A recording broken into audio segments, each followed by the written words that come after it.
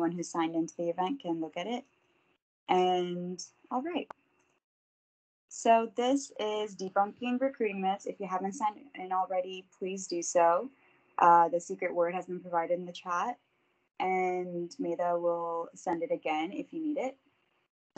But just to go over what we'll be speaking about today, we have 3 great recruiters with us from Capgemini, JP Morgan, and also Paycom. So we'll be talking to them, learning about them, and also going over a few common questions people might have about resumes, cover letters, how to present yourself, your portfolio, and networking, and also what happens post-offer. So these are common questions most people have, and also a few interesting questions that we're going to be debunking together. So our recruiters, would you all like to introduce yourselves, starting with Josh?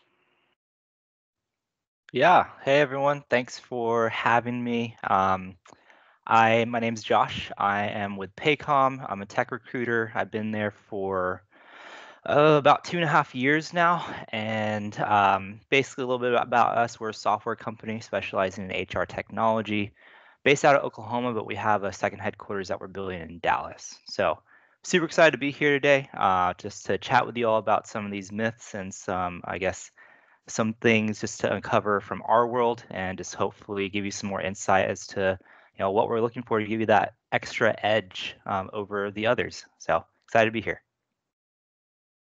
All right, thank you. Jessica? Yeah, hi everybody. My name is Jessica Westland. I am a technical campus recruiter at JP Morgan Chase. I sit out of the Plano, Texas location, and we focus on our software engineers for internships and full-time opportunities.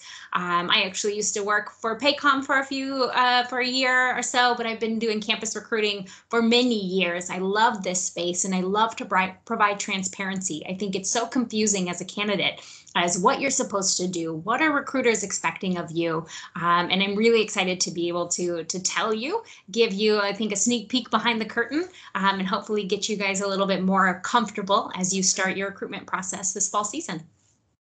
Great, thank you, Jessica. And last but not least, Jyoti. Hi everyone, my name is Jyoti Navaneeth and I'm the campus recruiter for Capgemini. I sit over the Texas region. I started at Cap in June of 2018 and I did start out in the consulting side and just made the switch over into recruiting this year. So definitely have some experience with what the roles are that you will be actually recruited into. So definitely feel free to ask any questions. I'm super excited to talk to you all today and get to know you a little bit better. And I hope to see some of you apply to Capgemini. Great, thank you. All right, so just to jump straight into it, we really appreciate your time. So here is our section about resumes. So the first question, should resumes really always only be one page? Is it okay to have multiple pages, or is that only for your master? And we can go just down the line, we just take turns. So Josh, do you want to go for that? Yeah, great. So great question. So for us and kind of like what we look for when it comes to resumes, especially as a college student, keeping it at a page is always a good rule of thumb, right?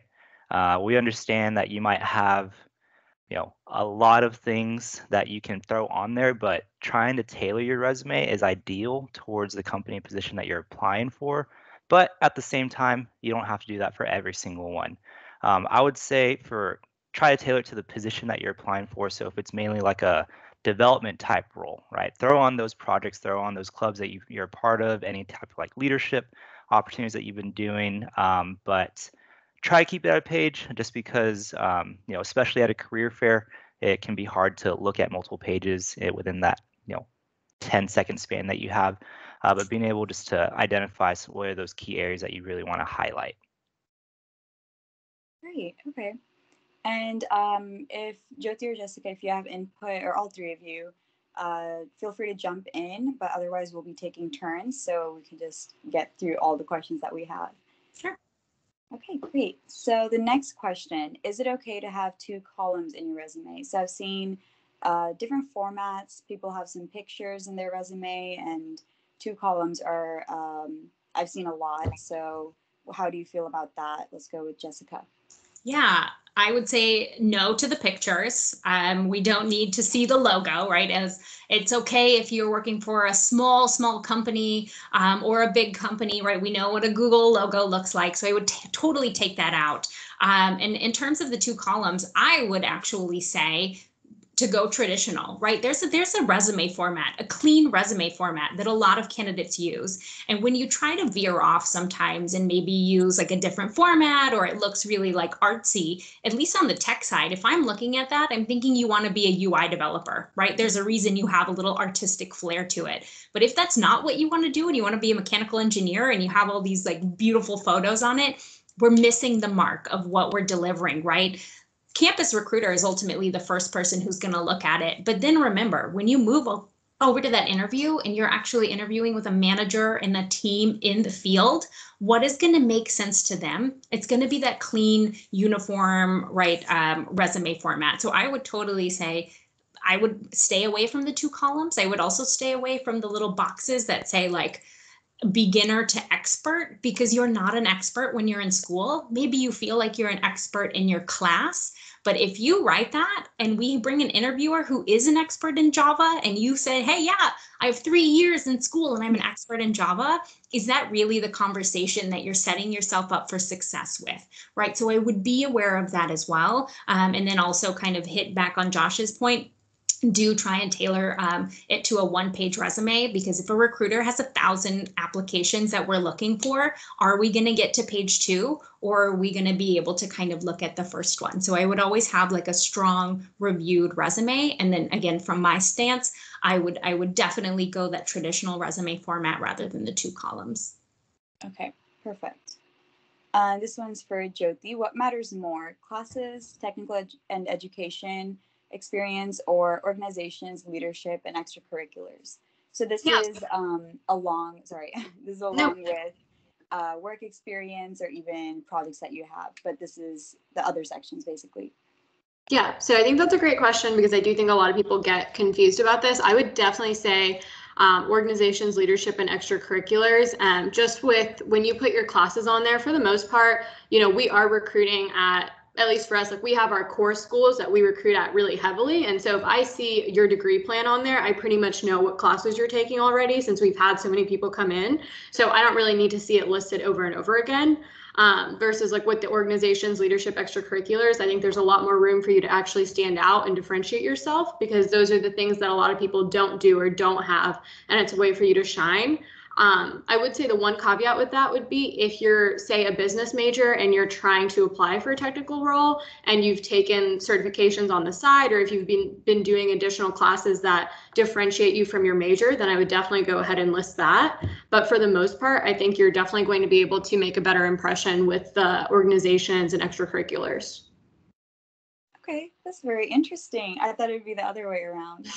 And then I'll piggyback on there too and say one thing that we don't have on this list is projects, personal projects. Mm-hmm. To right, if same with me, I don't need your whole class list, your whole class schedule, especially if it's the beginning of the semester. You haven't even taken them yet, so we can't ask you questions. But if you've done some projects, totally replace those classes with those projects. But again, just like Jyoti said, those orgs, leadership, extracurriculars, that in place with your projects can make up for the fact that maybe you don't have an internship yet.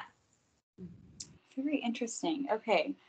And the last question on this slide, when you get a resume, what do you look at first? This goes for all 3 of you. Well, we can start with Josh. Okay, perfect.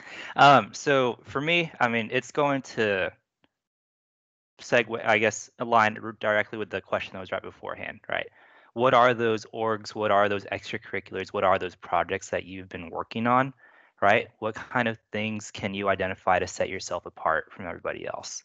Just because we all know you're in classes, you're forced to go to them, you're forced to be a part of them. Those class projects, they're kind of assigned to you, right? But what additionally do you have on top of that that we can look and identify as far as, man, you are very passionate about mobile development. Why is that? Let's dive deeper into that and really like talk about those things. And so that's I mean, kind of what I look for first. Like, what are those key factors that are setting this person apart from everybody else?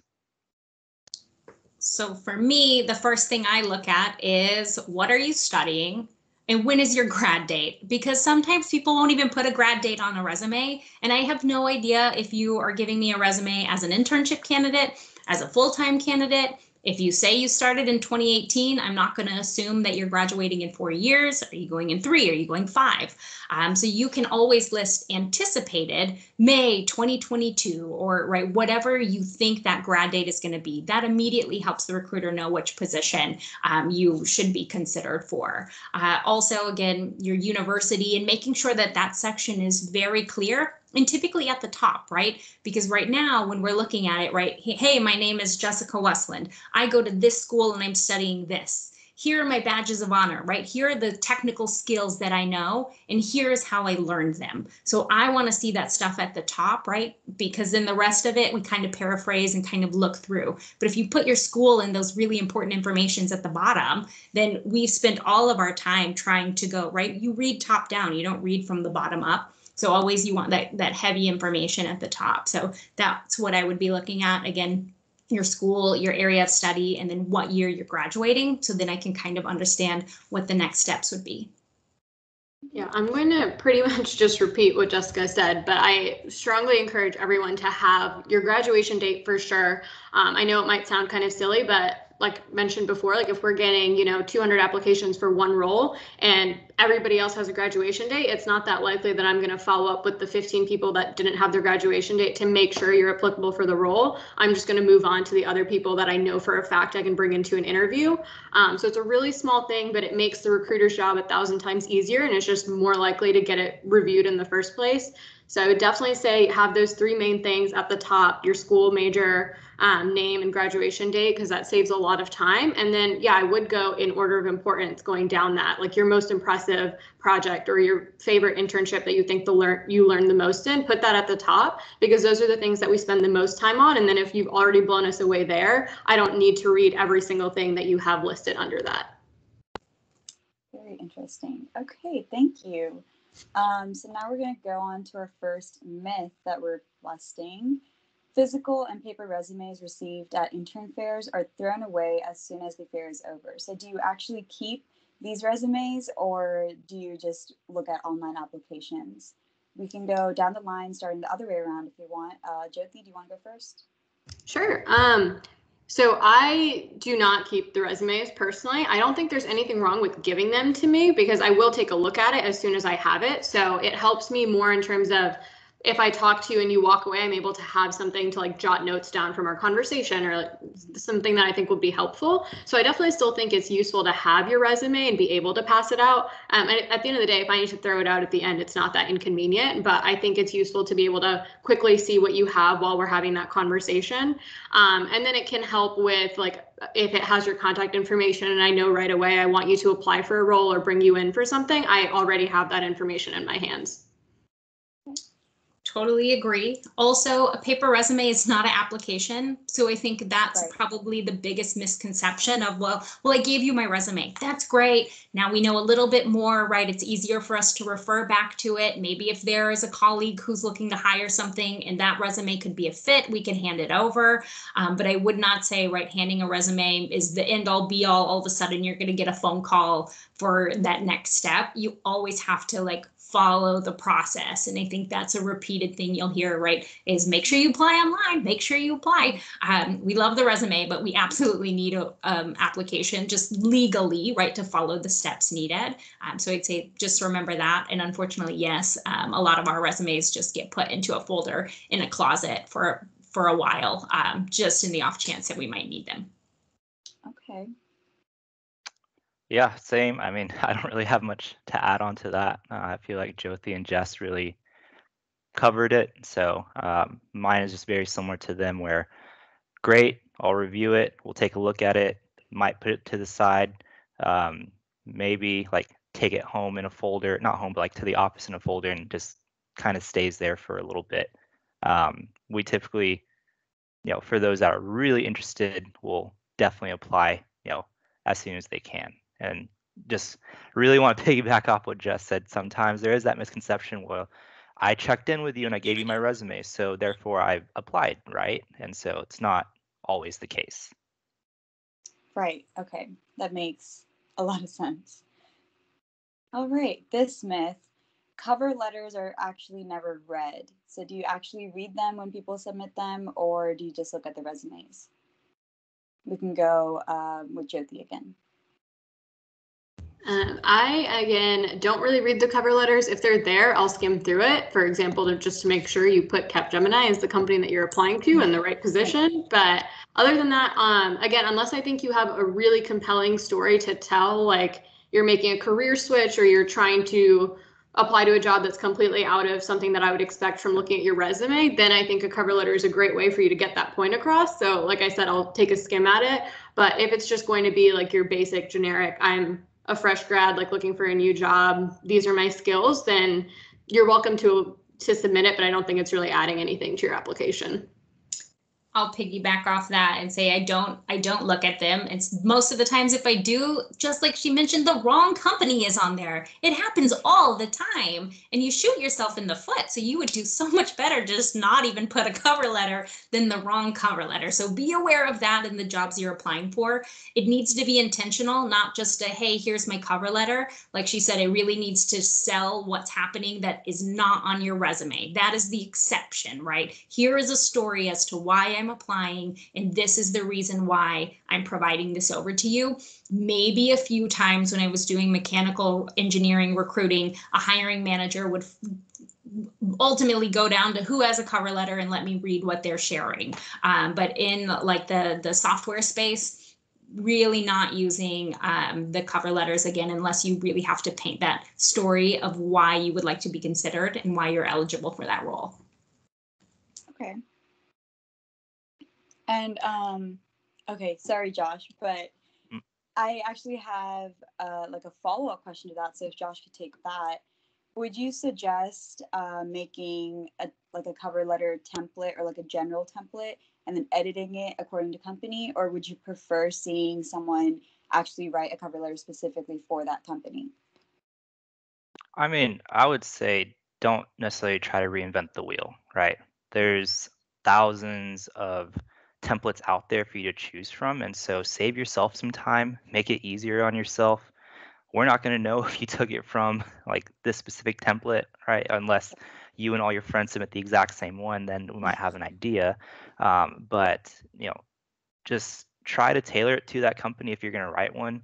But piggybacking off what they said, it's not something that we generally look at. Yeah, it's nice to have. Yeah, I'll skim it. If the wrong company's on there, it may not be the best outlook for you. But good rule of thumb, I mean, go ahead and write one anyway, just as a backup, because it's always good to have, right? And you're just save it in your file. If you need it, you can pull it for later. If a company requires it, you already have it written. So just to keep it as an option. Okay, thank you. So with that, let's go on to the candidate portfolios. We can start off with Josh right here. What is the first thing a recruiter looks for in a new candidate when you meet someone for the new time, for the first time, and you have a role in mind? What is the first thing you look for?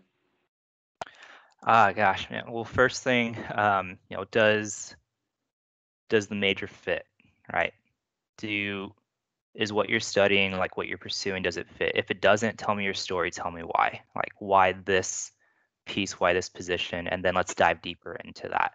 And so for me, like the first thing I look for our roles, since they're technical roles, like do you have that technical baseline, right? And then moving further on top of that, what is your passion? Like what's your reasoning? And like could I see you thriving in this role at Paycom? Just because that is like a big piece for us is the passion piece. And so, first thing, right? Technical capability, and then moving on to passion. So that's me. And so the next question would be for Jessica. What are some common red flags you see in candidates? You've talked about a few already. Don't mention the wrong name or in your cover letter, but other common red flags you see either in person or in your online applications. Yeah, unfortunately, there are a lot of red flags, right? Listing I'm an expert when I'm a sophomore in college. Are we really an expert yet? I don't know, right? So let's be realistic about the strengths that we have. Maybe, again, you are an expert in your class. In my class, I'm ranked number 2, and I know that I'm excelling in my skills with XYZ, but we're not an expert engineer at that point. Again, the 2-page resume, it depends. If I'm seeing your positions when you were a lifeguard and then when you worked at Kentucky Fried Chicken, does that really need to be on your resume to make it 2 pages? I'm going to say no. And just like Jyoti said, if you're flipping it over to write notes about your candidate and when we're talking with you, we don't have any space to write it, right? If it's the 2 pages. So keeping that in mind. And then I'd say another red flag for my candidates is when you wait those 20 minutes in line at the career fair and you come up and you say, I would like a job in machine learning. And I'm like, did you even look at the jobs that we had available? Because we don't even have that job, right? Like you wasted all this time and we're having the wrong conversation. So using your time wisely, figuring out what positions a company actually has that they're recruiting for. And I've had some really great conversations with candidates too, when you're waiting in that line for 10, 15 minutes, whatever it is. Give a quick Google search, right? Find out something that's happening in the news with that company. I have had some really awesome candidates. One at UTD, I remember specifically, was like, today you guys reached a record high in terms of like your trading, right? How much your company shares are worth. And I'm like, how do you know that? And he's like, I was just Googling it while I stayed in line. And I thought, what an amazing way to open a conversation, show you're engaged instead of saying like, I would like a role in this. And instead I'm like, we don't even have that. Thank you for waiting. So those are some of the things of a red flag, like not using your time and not doing the research ahead of time. And then last, I know I'm rambling on here, but I would say too, when you know you're going to a career fair and we're going to say, make sure you apply online, use that time to say, I actually applied online. I've completed my coding assessment and I'm wondering what the next steps are, right? Then we can actually take your name and move forward with you. But if you come and you haven't done anything, we're going to just say, you got to start at the beginning, right? So kind of get in front of some of those things. So that's not a red flag, but it's kind of a hack, right? Of making sure you're always prepared when you use that time with a recruiter. Okay. Some of those were interesting. I didn't realize people did that, but yeah, definitely sitting in line and Googling things. That's the way to go. I've done that myself and it's very helpful. All right, so the last question is for Jyoti. How can a candidate stand out amongst so many other applicants? Yeah, so I do want to really quickly just hop onto the like red flag thing just at the end, like with the career fairs, and then it'll go into how candidates can stand out. But something else that has happened a lot, and even like now with virtual career fairs that's still happening, that I'm noticing is when I like register for an event or anything, right? Like I'm putting the skills that we like 100% need, or like the things that are definitely like a no-go that we just can't. And when people read them, I think sometimes they think that that's flexible, and then you're coming up to the table at the career fair and still asking. And I'm not trying to be mean, but there's nothing I can do about it. Like these aren't decisions the recruiter is making. They're coming down to us from like a higher level and we can't do anything for you. And it ends up being like a really long conversation about just something I can't do anything about.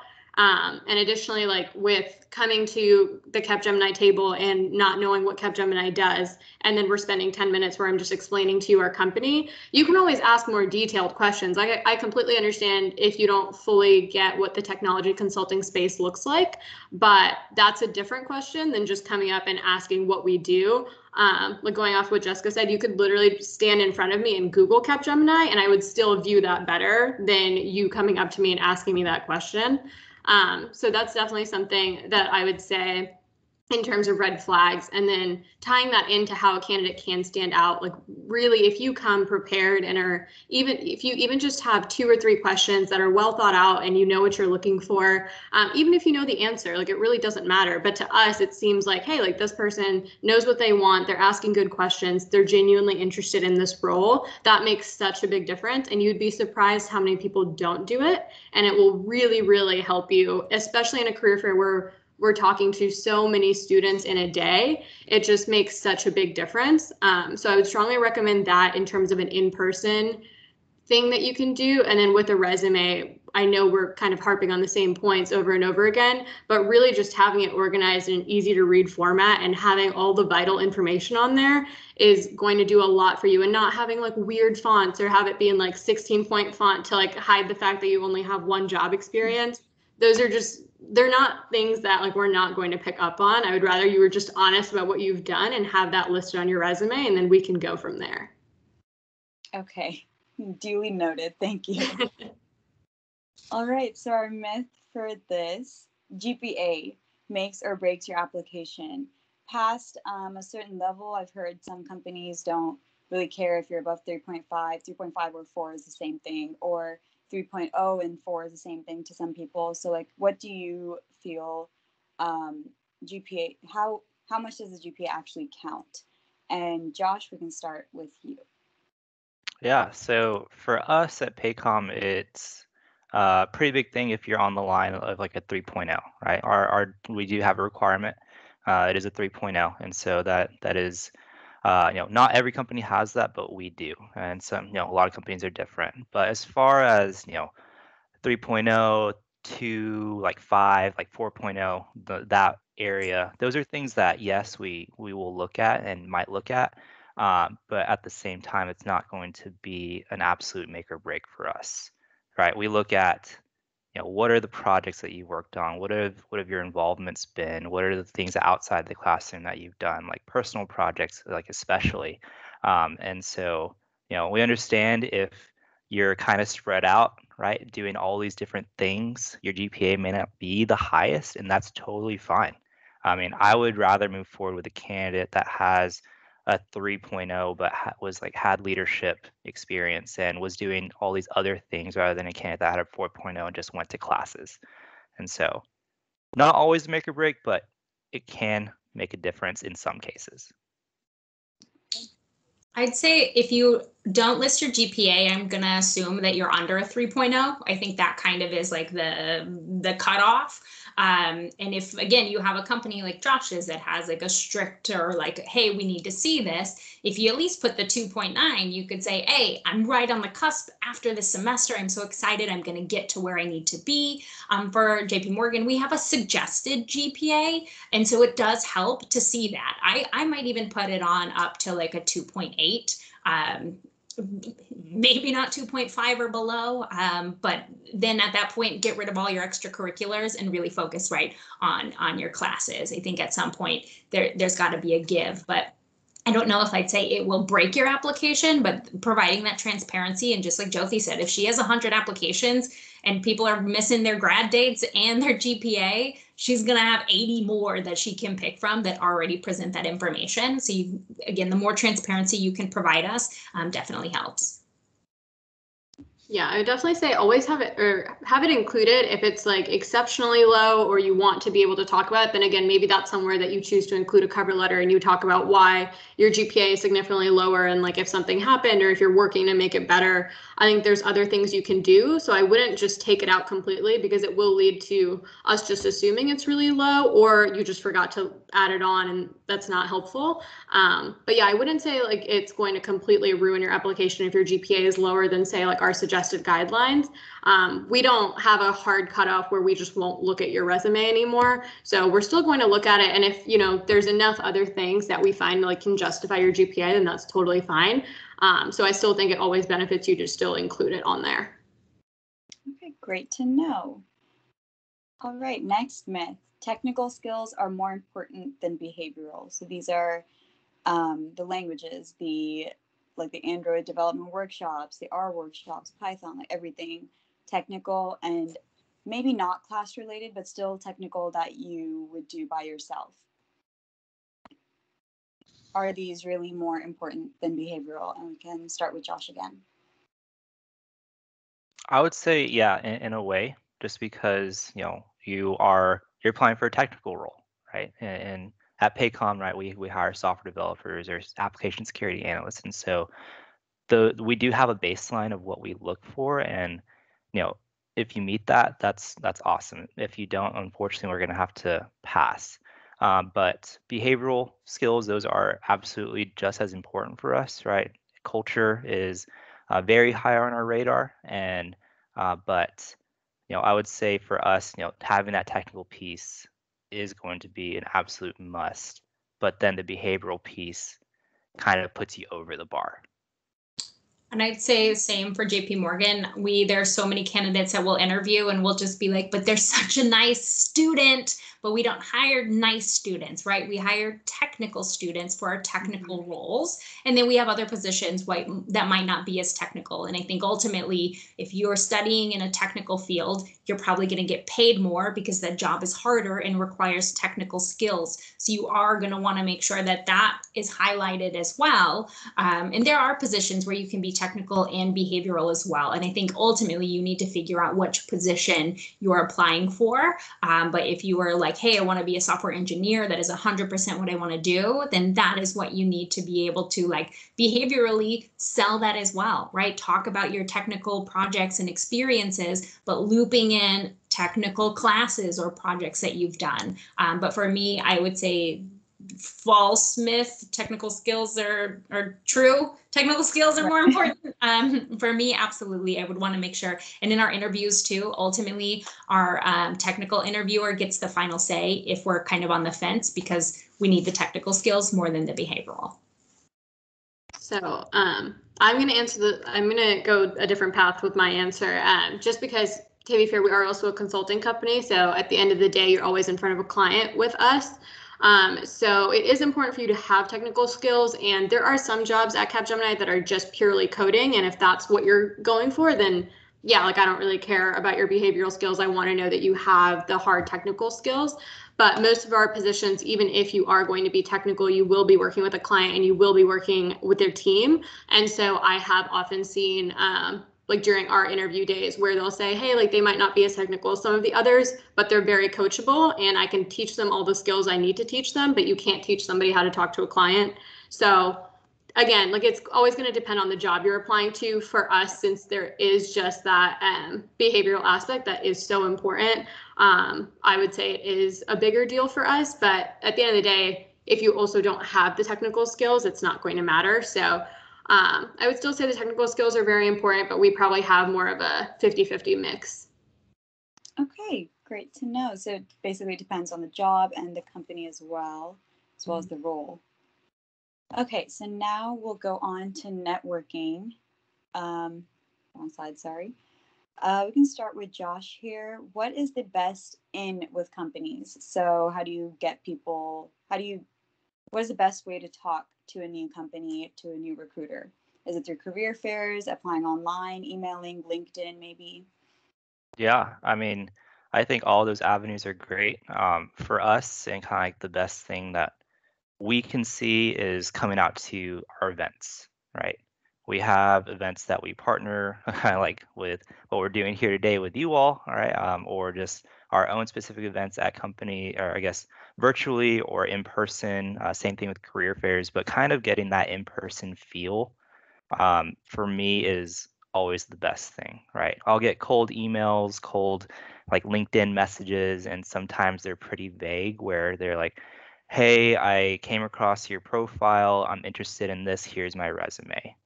There's really no like interpersonal connection there. There's no like, I guess, way of inviting yourself into that conversation. It's more so just like, hey, I want this job. Here's my information.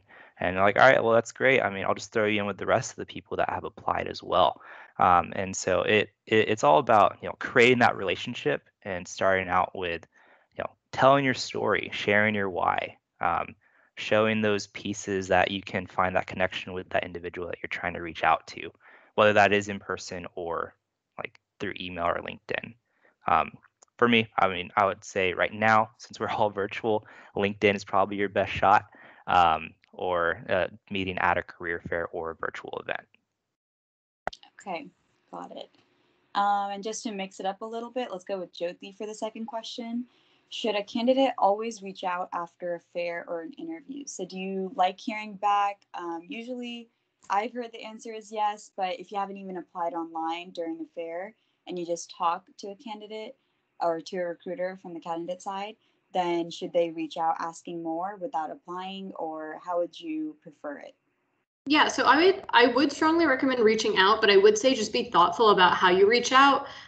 For example, like if you reach out 10 minutes after you walk away from the booth, that's also not really as helpful because I'm still at the career fair talking to a bunch more people. Also, like going off the same vein, I think most people tend to just reach out like that night or the next day, and most recruiters are also swamped the day after they're done with the career fair because they've also missed a full day of work. So my email inbox is already flooded with everything I haven't seen that day. So it's just going to be a little bit harder for me to sort through it in time and get back to you. So I think it can be pretty helpful if we have a career fair and you reach out maybe like the next week or like 2 or 3 days later and say, hey, we talked a few days ago. It was really nice getting to know you. I've now like applied online, or like I've thought of a few more additional questions I'd love to talk to you about, and have some sort of action that you're trying to get out of it instead of just like, hey, it was nice seeing you at the career fair. And that's the whole email. There's nothing wrong with that. Like, it's still nice to have the effort, but it's useful when it's a bit more guided and thoughtful. Okay, and so if we do an interview with Capgemini or any other company, and would you prefer getting an email? Would you say the recruiter should be getting that email, or the person who interviewed you, or both? Yeah, so I think at least for us, something that I've always really appreciated, and I think the interviewers always comment on, is when they either just at the end of the interview, you can ask the interviewer and be like, hey, can I get your email or your LinkedIn? Like, I'd love to connect after this.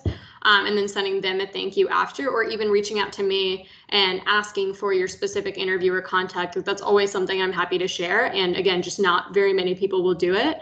So it does help, and it's always just nice to get that. And I think that that's totally reasonable to do. Our interview days are always on Fridays, so it might be better off for you to do that like first thing Monday morning, just in terms of like actual usefulness with getting a response from the interviewer and everyone as well. But I would recommend reaching out. I think the interviewer is the best person to reach out to, but if you don't know how to contact them or just need help, you can go to your recruiter first, and we're always there for you.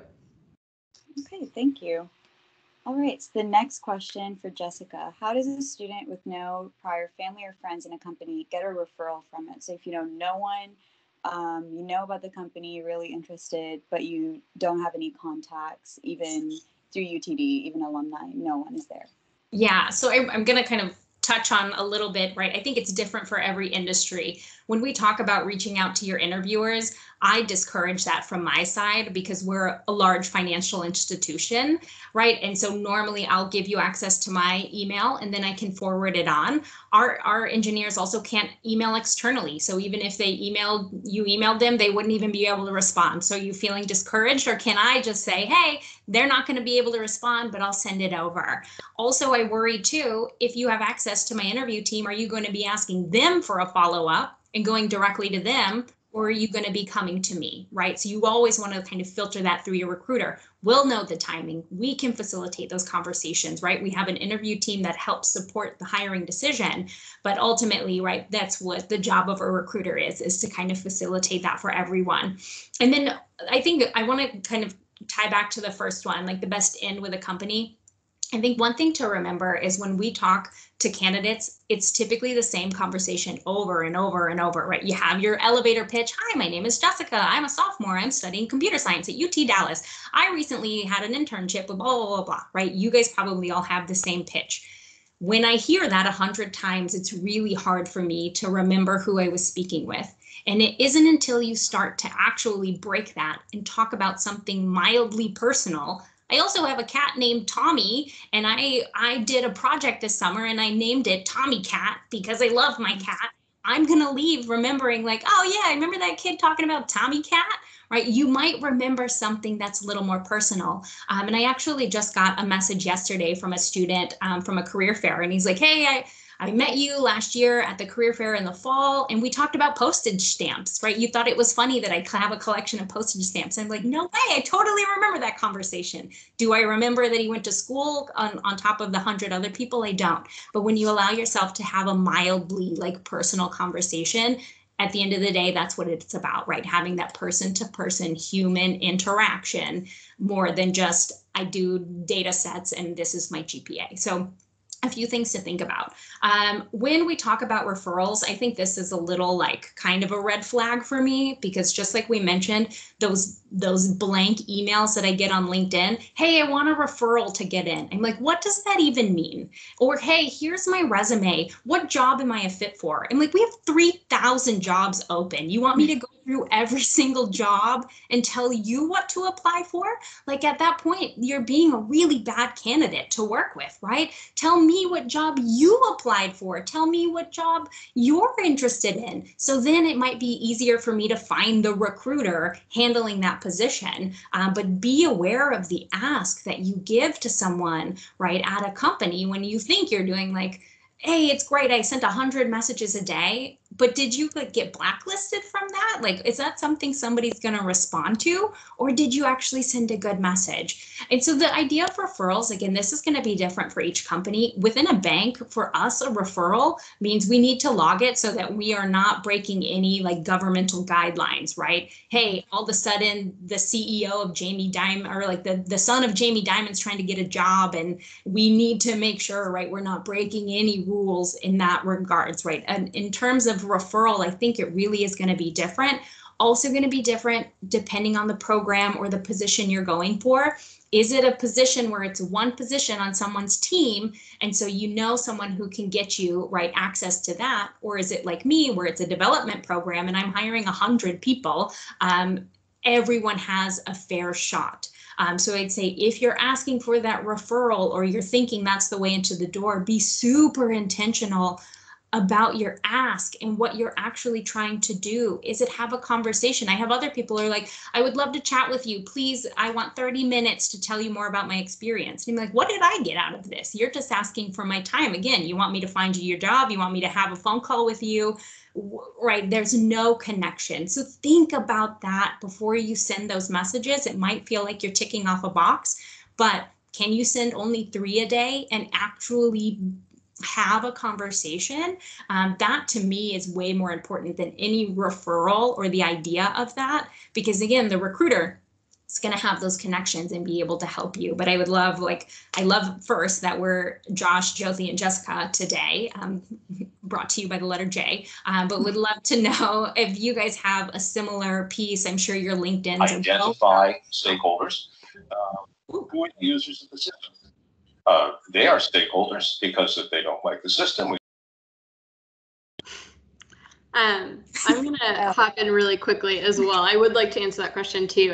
Like you mentioned, we also just don't really, we track our referrals, and it's great if someone refers you, but it really doesn't affect our process that much, especially at the campus level. You are all entry level. There's not really much that's going to differentiate you just because somebody referred you.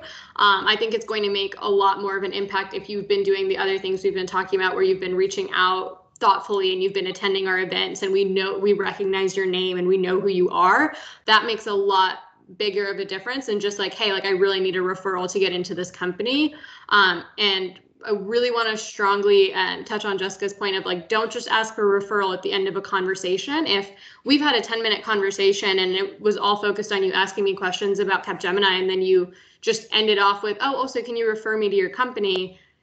That's not really providing anything. I'm not first, even if that was something that really we could all do, I'm not going to stake a referral off of a 10-minute conversation that we've had together. And it also just makes it seem like the rest of the conversation was meaningless and was just leading up to you wanting this referral in the first place. And like I said, it really isn't even providing anything for the actual job. So I would be very thoughtful about the things you are asking for and be aware of how that sounds. You do, like, you know, the recruiters are getting a bunch of people reaching out and doing the same exact things. So it just helps more if you are just having a normal conversation and you do bring up like personal things, and just it's more of a conversation and you're getting to know about us and giving us information instead of just asking for 1,000 things that you want us to do for you. Okay, very interesting. Yeah, so I've heard many people try to get referrals from strangers, and that did confuse me a little bit, because I was thinking, why would a stranger give you a referral if they don't really know you? But there's a bunch of different advice out there, so it's great to hear what you guys think as recruiters. since you're the one who's going to be looking through all these referrals if there are any. All right, so this is a myth, or this is a myth that we're going to be deciding if it's a myth or not. Recruiters hate cold emails. How do all three of you feel about receiving those cold emails, even if they are framed well and you're asking something well? I don't mind. I'll go. I don't mind them. Sometimes I wonder how you got my email address, because we've got like middle initials and it's like a little funky dunky, like how you can actually reach me. So if you did reach me, normally to me, that means you know a former intern or you know someone, right, in order to be able to get that.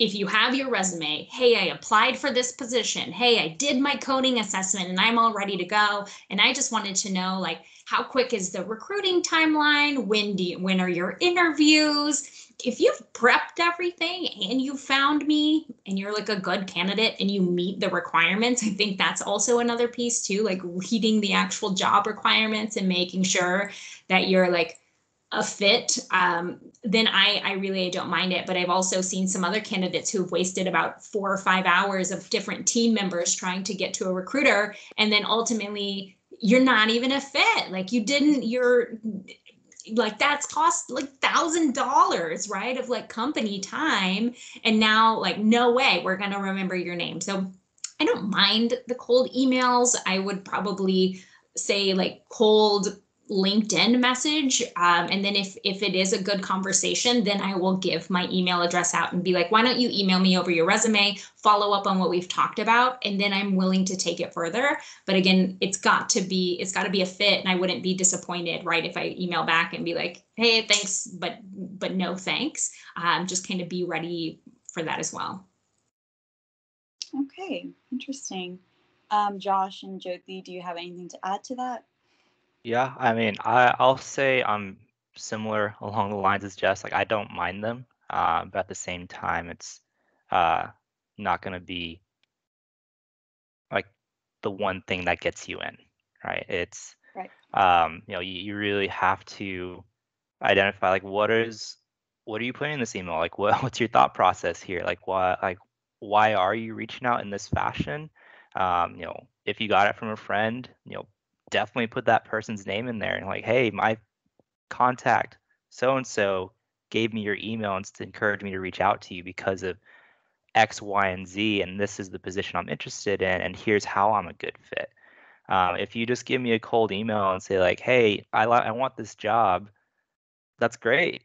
I mean, so do these other 100 candidates, right? And I do want to kind of piggyback off this into like LinkedIn cold messages, just because be intentional with who you reach out to. Don't copy and paste the exact same message to everybody, or reach out to 10 different people within that same company, just because we'll be able to easily identify you sent the same message to all of us, because that does happen, right? Especially in recruiting. We all talk, and we can identify who we received the exact same message from. And so just kind of be careful, I mean, with the way that you are reaching out to people in those fashions. Yeah, just to go off that really quickly. Yeah, I don't think any recruiter's going to tell you that they love getting cold emails, but it's not like you can't do it. I don't hate it. It's just, it depends at the end of the day, if you're providing something different, or if there's something in your email that I feel the need to respond to, or if it's just like another generic email giving me your resume, telling me you're interested. It's not hurting you, but it's not really providing any value. But yeah, one thing with that, like, at least this is specific to us, but something that would benefit you before like sending a cold email is definitely like doing a LinkedIn profile search. Because I know for our team, we're broken down by region. So I'm the campus recruiter for our Houston and Dallas offices. And I've had a lot of people that will reach out to me saying they're interested in working in our New York office. And so all that means is I'm now forwarding your email to a different recruiter. And that's something that you would be able to figure it out in the 10 seconds it took you to look at my LinkedIn profile. So just small things like that, like just be aware of what you're asking for and who you're talking to when you send those emails. Okay, that's very fair to say. Now the next statement. If a candidate doesn't have a referral, they're probably not going to be called back. So I know you you all mentioned before, if it's more a general role, then you're probably not going to be looking at a referral. So if you want to add anything to that, feel free to. Anyone can jump in. I'd say that's a myth. Okay. Yeah, I'd say the same. Yeah, definitely a myth. I mean, if you're good, we're going to give you a call, right? If you fit and check off all the boxes, I mean, yeah, we'll definitely give you a call. You don't have to have that referral. Okay, great to know. And now the final section is after you get your offer. These are some questions that we had from people. So anyone can feel free to jump in. I know there might be a lot of different answers depending on the company.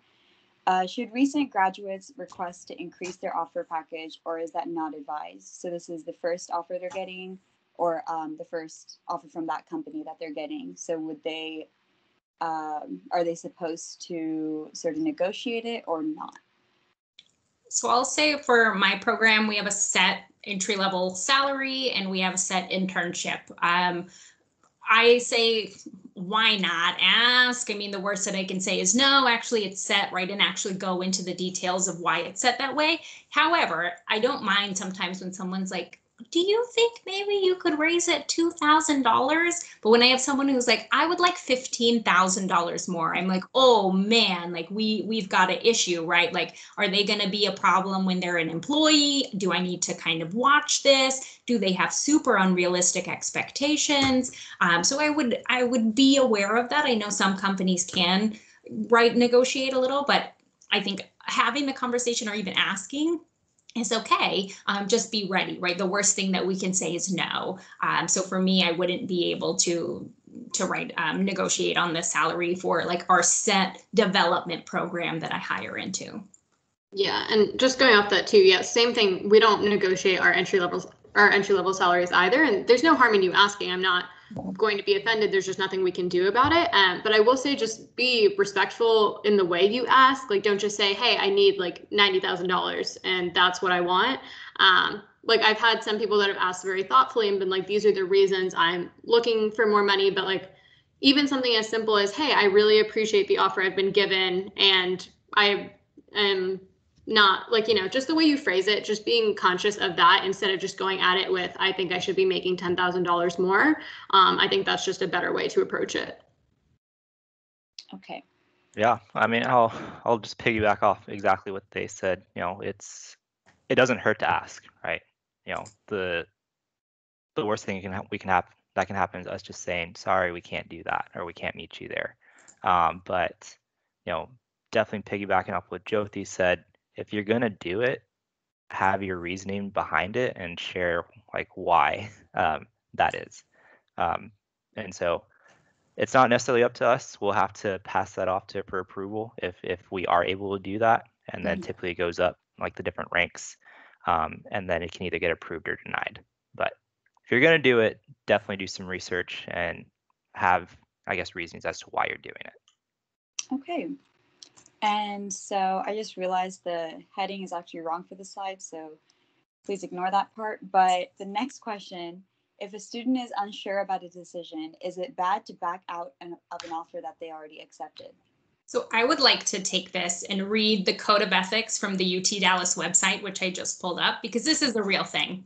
Note that reneging or backing out of an internship job offer is unprofessional and damages not only your professional reputation, but also the university. Finally, follow through with your commitment to the established work schedule and the start and end dates of employment. Quitting a job or internship early or unexpectedly has negative consequences for the employer. And that is literally on the UT Dallas website. Reneging is a real thing. It's like a blacklist for you as a candidate because you falsely committed to something. Normally, schools are going to reach out to us, right, the bigger employers, and say, how many students reneged? Oh, 7 of them did? Okay, we're going to call them in and we're going to talk to them, right? Because now employers are like, do I really want to go back to UT Dallas? Because all of the students accept and then they back out of their offers. So you're not only like shooting yourself in the foot, but you are possibly hurting, right, the rest of the students as well. So I would never just force yourself to say yes to an offer just to say yes. to then back out, because recruiters talk, right? I actually have a candidate who interned with me, posted online, and then Josh followed up, and you're like, you know what? I invited her to this event and she just ghosted me. She didn't even follow up. And I'm like, what? Right? Like, we need to make sure that you guys are feeling okay to have those conversations. It's not a bad thing to say to a recruiter, I know you've invited me for an interview, but I actually already accepted a job. So I would like to make sure somebody else from my school gets the opportunity to interview, right? Be aware that you guys are also helping each other out by telling us this information. I also don't think that you can be too transparent with a recruiter. I'm not going to take your job away, your offer away, because you have another interview, right? But am I willing to maybe give you one extra week to think about it so that you can finish your interview? Absolutely, right? I'm not going to force you into something. So it's okay to have those conversations. It's going to feel a little funky and you're not going to know how to do it. But for us, it's super normal. We have these conversations all the time and we can coach you through it. But again, that came from the Code of Conduct Career Management Center from UT Dallas. Do not renege and do not back out of those offers. Ask for more time to make your decision. Yeah, and I just want to add on to that because I think it is super serious and a lot of students don't realize just how much of a bad impression that leaves on a company. But it really is, we put a lot of work into finding students, and at the end of the day, you've gotten a spot over people at an interview day that were also extremely qualified. And especially if you renege like 3 or 4 months later, we're not even interviewing anymore. So now you're putting us in a really tough situation where we need to try and fill this spot that we thought we had for you, and it does make the school look bad. And additionally, we understand if there's a crazy situation that comes up and you are unable to do your job and you need to leave your offer. Like, I'm not saying that is going to put you in the same boat, but if it's just that you are continuing to interview after you've committed to us, then that is definitely going to cause us to, keep a note of that. And if we do see you apply later, that is something that the company will be aware of. Yep, definitely. Can't agree more with everything that they've said. And I mean, I can go ahead and answer this if that's okay with you. Yeah, I mean, in a way, yes, you could get blacklisted if you accept and then back out. It is not a good look for you. We will remember that, and we will definitely be able to identify like, oh, this person applied again. Well, I remember we offered them a year ago and they accepted and then declined, or just did something along those lines. And it is never a good thing to do that. If you're serious enough to accept the offer, then we on our end are thinking that you put a lot of thought into it and that this is something that you're truly excited about. If it's not that exciting to you and you have some hesitations, then it's okay. You don't have to accept our offer. But accepting it and then us having the expectation of you joining the team, and then 2 weeks before your start date, you let us know that you're not joining the team anymore. That's not the best thing to do, and it does happen, right? Unfortunately, it does happen. And situations happen, right? You may get some other amazing offer that is your dream job and then you cannot turn it down. Of course, yeah, I mean, we definitely understand that, but transparency is going to be key in keeping us aware of what's going on in your world is going to help you more than it can hurt you. And did you find out 2 days before you were supposed to start, or had you been sitting on that offer for 2 months just dragging your feet to let us know, right? Tell your recruiter right away if that's going to happen. Doing it right with the least amount of notice really is that idea of like the blacklist. Exactly. Okay. That is completely understandable. Thank you for also reading out the UTD's perspective of that, Jessica. I did not realize they posted that online. Otherwise, I would have read it myself. But thank you so much. And I know we are actually running short on time. We have gone 2 minutes past, so I completely understand if you can't stay back to take Q&A. But thank you so much for your time. And I really appreciate all of this. And I know that all of our participants also, I'm looking at the chat right now, do as well. We have about 30 people on the call right now. So if anyone has any questions, feel free to either enter them in the chat or raise your hands. While we're waiting for those to come in, I'll ask one that just I'm curious about. The applicant tracking system, how selective is that, and do all companies really use it? that's just my one question.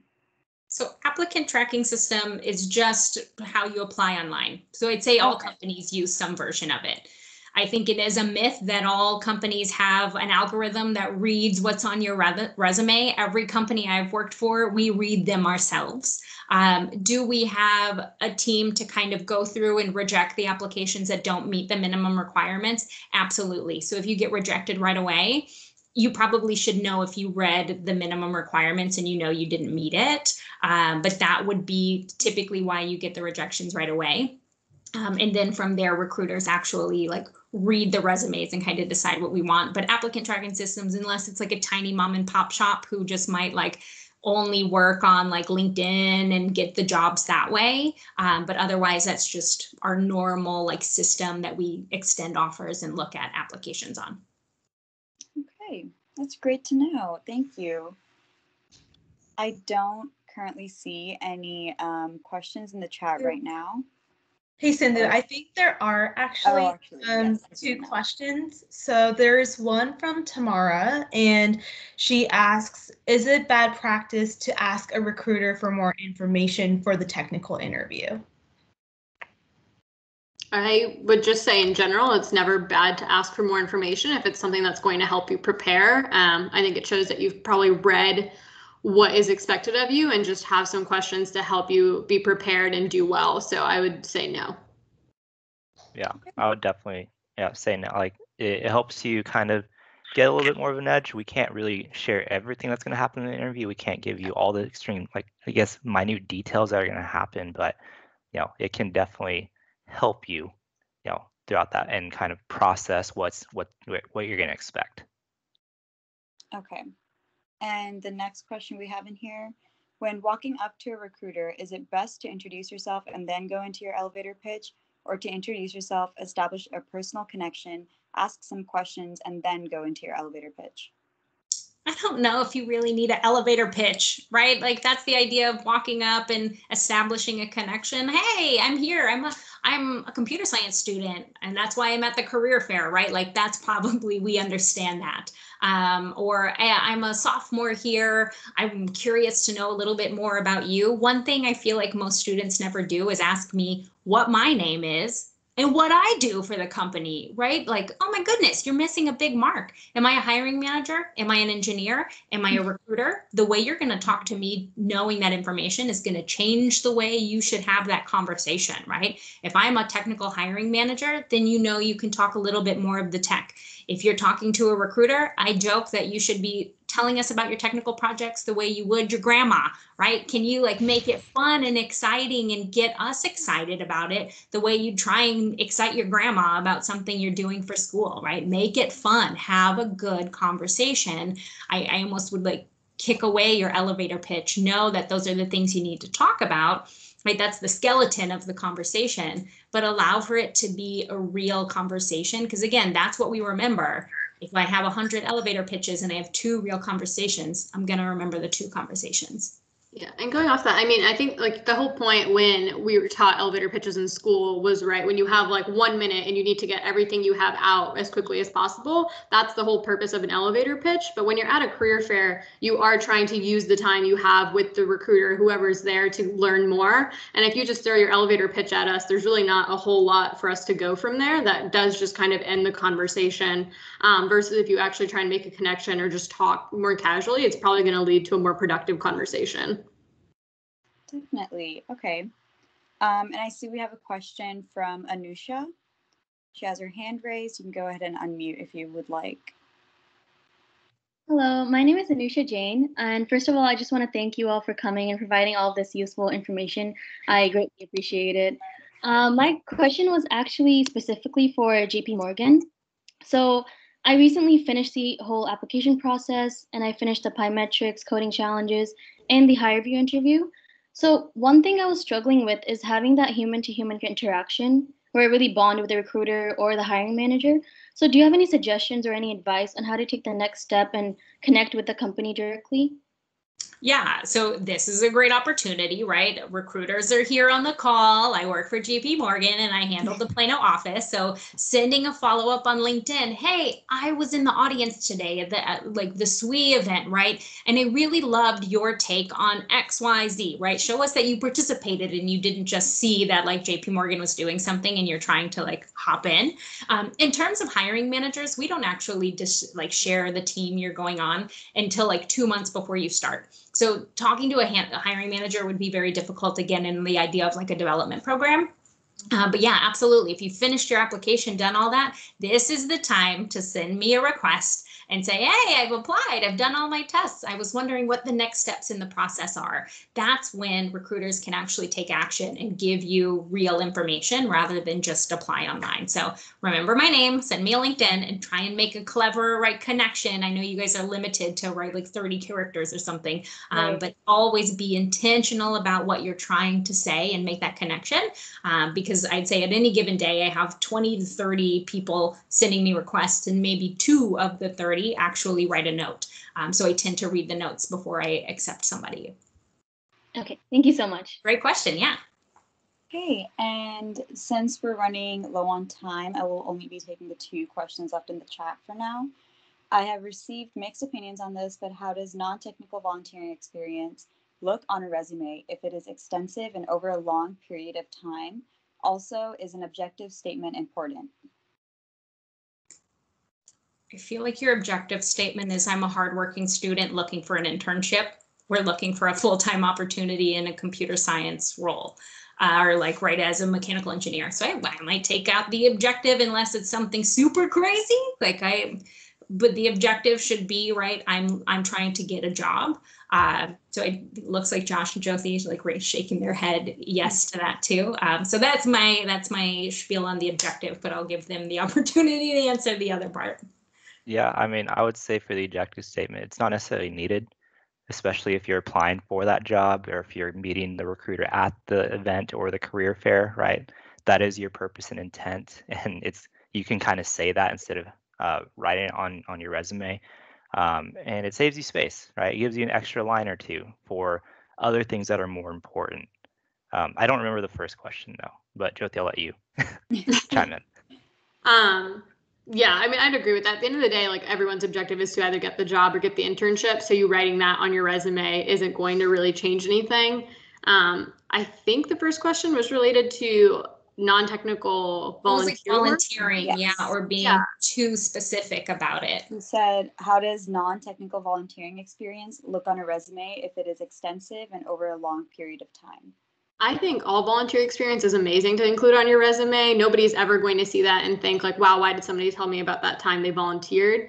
I think, again, going back to what we were saying about how important extracurriculars are and doing other things, I think, especially with it being extensive, like clearly it's something that's important to you and that you've put a lot of effort into. And I think that that's awesome. And you should showcase that on your resume. I would just make sure that on your bullet points, it's not extensive and your resume only shows one thing. I volunteered, right? Like ultimately, again, we need to remember if you're applying for a technical job, we want to see some projects in there too. And I would even say that bullet point should be smaller as you get more applicable experience, right? That's good to start it off with, but as you have more industry experience, you're going to want that to be quite a bit smaller. It's fine if it shows that you were volunteer for 5 years, 10 years, that's great. But unless you're trying to go for like a volunteer position, we want to make sure that you're selling something else. Okay. And the last question for today, are elevator pitches useful only in job interviews? So I'm guessing this is to follow up what you said about career fairs. Your elevator pitch isn't really useful when you're already making that personal connection. So in job interviews, are they useful? Sorry, I'd say they're more useful. Like, I mean, most interviewers will probably start off with like, tell me a little bit about yourself. So it's definitely useful to have thought it through. But I know something we always joke about is whenever you ask a student that, you can like immediately see like the smile go off their face. They're just kind of like reciting their elevator pitch that they have memorized. So if that's what you're doing, it's probably still not the best. Like, we're not going to hold it against you, but if you just have like a few bullet points in your head that you want to go over, and you talk through them, I think that that's easier than if we can just tell you're immediately switching over to reciting your prepared speech. I would also like stay away too from the I have 5 years of experience and now I'm going back to school. Like that's what the resume shows us, right? Like the pitch should be you're in school. When are you going to graduate? I'm looking for that internship position and the things I'm excited about or the things I'm really like looking forward to trying or XYZ. Because again, at that point, you're just summarizing the resume. Think of that as your cover letter, right? Your pitch is your cover letter, the appetizer to the entree of your resume. So there's a place for it, but do just try to make a story out of it, not that cold. And just like she said, like your eyes go dead sometimes and you're like, blah, blah, blah, blah, blah, blah, right? Because you've done it so many times. We want to feel like you're a human being and not a computer when you're telling us your pitch. Yeah, for sure. I would say, I mean, above all, like when it comes to, elevator pitch, networking, anything like that, that interpersonal connection is going to be key. And so utilizing that to your best ability, trying to identify what are some of those key areas that we can relate on and show you that, hey, I am a human being and I am excited about this role. And like, these are the reasons why. And, I would love to get to know you more and tell me about your experience. Those are the types of things that kind of will set you apart. Okay, that's great to know. Thank you so much again for joining us here today. I really completely value everything all three of you said, and some of this was incredibly interesting to hear. First time listening to some of it. Yes, we're getting messages in this chat. Thank you so much. Workshop was very helpful. Thank you for speaking with us today. And if you don't mind me saying this, I would say go ahead and, for our participants, go ahead and connect with our recruiters on LinkedIn and make sure you send that personalized note so they know where you're from and what you're about. But make sure to follow up on everything and take their advice to heart because this is coming straight from the source. This is very valuable. But thank you again so much for all your time. The J Crew, I think that's what you said. Yeah. Right. Okay. Well, thank you, Josh, Jyoti, and Jessica, so much for joining us. And for our participants, make sure you sign in. And we're having our personal website workshop tomorrow, so make sure you tune in for that as well. All right. Thank you, everyone. Thanks, everyone. Appreciate it. Thank you. Thanks, everyone. Thank you. Have a great day.